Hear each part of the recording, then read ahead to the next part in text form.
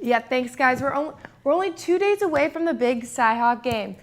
How excited are you? Oh, I am so pumped to see that Cyhawk trophy stay in Iowa City after that game, but we'll get to that in a minute.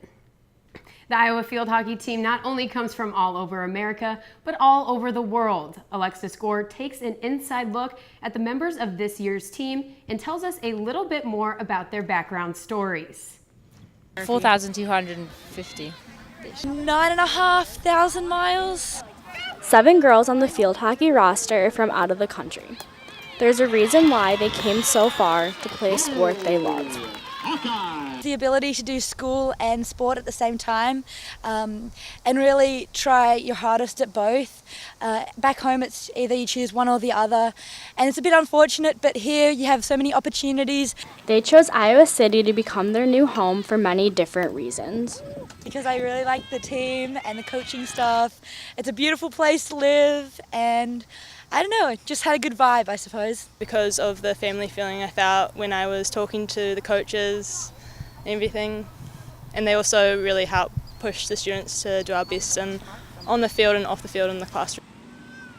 The girls might be far from home, but they still have their own sayings they carried with them here. Cheers, and everyone thinks that's really weird, but everyone's starting to say it, which is awesome. The thing is, I say proper a lot, so like I say that's a proper bottle, or that's a proper, doesn't mean like disciplined or like high up there, it means just like that's the right one. Reporting for Iowa Field Hockey, this has been Alexis Gore with DITV Sports. The team will be heading out to New Hampshire for a matchup with Providence College this upcoming weekend. And while we're just 2 days away from the annual Cyhawk game and to learn more about what to expect this weekend, we have more with Daily Iowan pregame editor Adam Hensley standing by live in the newsroom. Yeah, Adam, what did you see last week that concerns you heading into the Iowa State game? Yeah, so my main concern heading into the Iowa State game would definitely have to be with the offense. Early on against Northern Illinois last week, the Hawkeyes got off to a pretty slow start with drops and penalties, and quite frankly, that just can't happen against Iowa State. The Cyclones have one of the best defenses in the Big 12, and they have 2 of the best corners in the game in Brian Peavy and DeAndre Payne. So Iowa's offense needs to be on its A game when Iowa State comes to town next week. Yeah, Adam, Iowa State had their first game of the season canceled due to weather. So how is Iowa dealing without any film to prepare for the game this weekend? So film is a huge part of preparation on game weeks. For instance, Iowa safety Jake Gervais said that as a group, they spend about 10 hours a week, and then he's responsible for an additional 10 to 12 hours on his own on an iPad.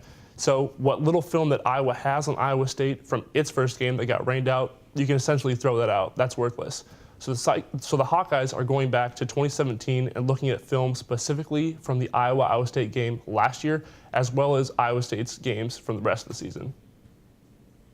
All right, let's hope that works for him. Thanks so much for joining us, Adam. Once again, that was Adam Hensley live in the newsroom. And that's all we have for you in the sports studio this morning.